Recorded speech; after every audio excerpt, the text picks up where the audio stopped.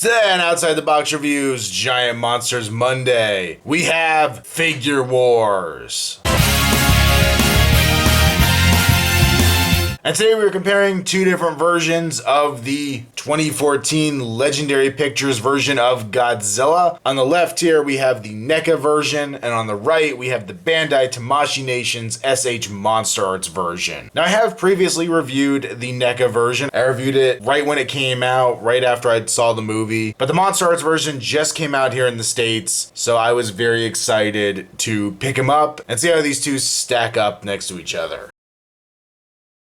Now, because I did review this NECA version pretty recently, I'm kind of going to do an abridged version of my normal comparison because those thoughts on that figure were pretty recent. And also, I recently did the review of the NECA versus the SH Monsterarts Godzilla from Godzilla vs. Space Godzilla. And comparing these two figures, a lot of the same comparison points that I had with those two figures ring true here. As far as sculpting goes, they are both very detailed figures. They both have a lot of good detail in them. But on the Monsterarts version, all the sculpting is much more defined. The NECA one has good detail on it, but when you see it next to the Monsterarts version, there's definitely a big difference. Taking a look just at the scales here on the back, you can see the Monsterarts has very, very deep ridges in it. It's very well textured. The NECA version definitely has the look of scales there, but as I said, they're much more shallow. Now, I honestly believed that we were going to get a larger head on the Monsterarts version. I thought the NECA figure had the smaller head that was more like the concept art, and the Monsterarts head would be more movie accurate and larger, but seeing them side by side, they do appear to be very similar in size. The increased amount of detail on the Monsterarts figure does of course continue on with the head. If we open up the mouths on these figures, you can see there is some more detail going on with the Monsterarts version. Monsterarts version has kind of a more populated mouth when it comes to the teeth. The NECA version, they're a little more sparse and spaced out. Also, the tongue is much more prominently sculpted inside the mouth in the Monsterarts version. Spin the figures around, taking a look at their spines on the back. There's a huge difference with these. The NECA version is a soft rubberized material, so they are more pliable, which is good, especially for a lower end collectible, less likely to break. But the Monsterarts version, you can see very deep ridges sculpted into them. They're much sharper and they are very hard. They're not going to bend when you put pressure on them, so do need to be more careful with them, but they do come across being much sharper and much more vicious and natural looking than the NECA ones that really don't have a whole lot of detail going on with them. Coming down, looking at the feet, Monsterarts has a somewhat larger foot than the NECA version. The toenails are a little more prominent. The toes themselves are a little more individual, less clumped together like NECA's are. I believe NECA is actually more true to what I saw in the movie, but I like the look on the Monsterarts ones a lot more. Beyond those major differences, both figures are very much the same. They both have very similar arms on them, the large legs, and of course the tail on both. Here you can see the detailing on NECA's underbelly. And as I said before, the Monsterarts simply just has more defined sculpting throughout. The hands are very similar looking. The tail is still very nicely detailed. The spines are much better looking than the NECA version, much more prominent, but still same kind of idea of detail there. And even the belly of the Monsterarts version is very similar to what NECA has. The biggest difference here is there are some more joints in the mix because it is a Monsterarts figure.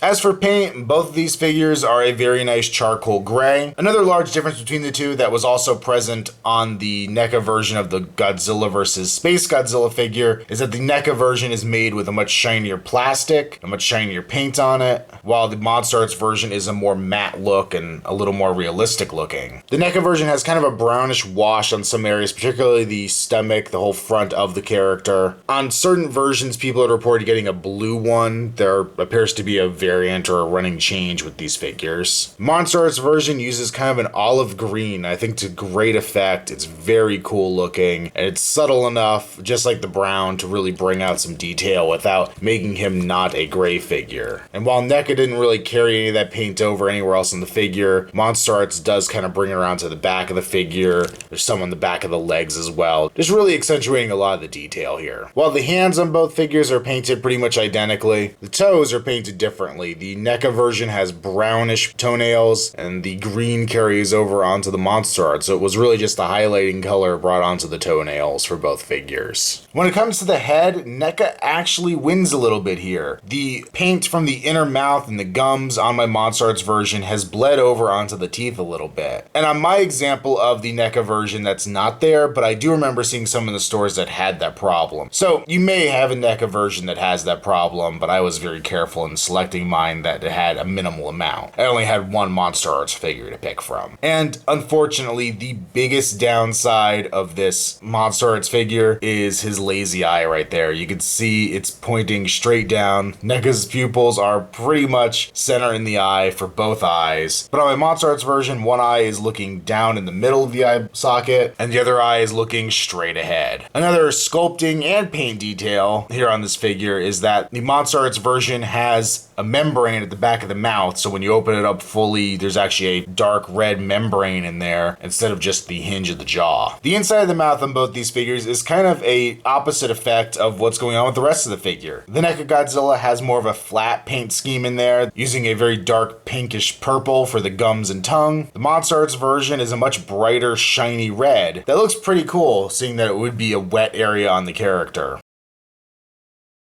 For articulation, on the NECA figure here, we have a ball joint at the base of the head, so you can move a fair amount there. The jaw is hinged. He has another ball joint at the base of his neck, which can move a little up and down, and a little side to side, and a little tilt. The arms are on a ball joint. They can go in and out just a little bit, forward and backwards. He can bend and rotate at the elbow, and he has a ball joint at the wrist. He also has a mid-torso ball joint. He can move a little forward and backwards, and a good amount side to side, and also tilt a little bit. It's also nice that he has the rubberized plates in the back, because when they do hit each other, it's not a big issue. He has a ball joint at the hip, so you can actually rotate a fair amount as well as bring the joint in and out to try to give it a little bit of motion there. As you can see, when it is brought around at different angles, it does kind of line up oddly, and you do have to realign it back with the socket. Has a pretty minimal bend at the knee, a ball joint at the foot, a couple ball joints in the tail up to a certain point, so it has a fair range of motion there, and then a bendy wire for the rest of the tail. The S8 Monsterarts version lives up to its reputation with a really good amount of articulation. The entire neck is on multiple ball joints. You can see several different jointed areas in there to allow him to have a very large range of motion, both up and down and side to side, letting you do a lot of cool poses with the head on this figure. The jaw is also on a ball joint, so it will open. It would also rotate unnecessarily. The tongue is actually on a hinge, so the tongue can actually be raised and lower, but you have to kind of get something in there to lift it up. He has ball joints in the shoulders, so he can also move in and out with the arm as well as rotate. Now, not as free of a motion as with the NECA version. It is limited because of the way the sculpting is done on this figure, but you get a good enough range for what you need for this character. The only real problem here is it does have a tendency to leave a pretty large gap, and sometimes you can actually see straight through the figure to the other side. He has a double jointed elbow as well as a rotation. Then he has a double ball joint at the wrist, so you can move around and also up and down at a very good range there. He has two primary torso joints, one at the upper chest and one at the lower, and using them together you can move pretty far up and pretty far down at the torso, as well as rotate it a fair amount to get some pretty good action poses out of them. You could also, of course, tilt it at that axis as well. There's a ball joint at the hip that behaves a lot like the NECA one, except it tends to go inwards more than outwards, which is kind of the opposite of the NECA figure. I have noticed that with Monsterarts is their articulation scheme almost seems to be opposite NECA, where NECA will make joints to go outside of something, Monsterarts will make the joints go inside of something, and vice versa. You can also rotate the leg forward and back, but it does tend to swivel in and out a bit as you do that, just because of the shape of the body. But Monsterarts has also sculpted in some detail here so that when you pull the legs apart, there actually is kind of membrane and skin filling in the gap and not just big open spaces, which I really do appreciate their detail there. We have double jointed knees that also will swivel just a little bit, not a huge range of side to side motion on those. But he does have a ball joint at the mid shin that will allow you to rotate, as well as move up and down a little bit, and then a very nice ball joint at the foot, giving you a really good range of motion there. And the tail is all ball jointed, so you get a ton of fluid motion and just a little segment here at the end where it got too small to continue doing the ball joints, but it moves very fluidly, actually a little too fluidly. It doesn't tend to hold its shape. It's been an issue I've seen with a lot of the more recent Monsterarts figures. Some of my early ones, you could actually get the tails and limbs and extremities to stay where you wanted them to when they were long like this, and the newer ones just tend to kind of flop around loosely. Hopefully when they release the Mecha King Ghidorah, it's more like the original one, except maybe it stays together a little better and not floppy like this, because that would be a nightmare.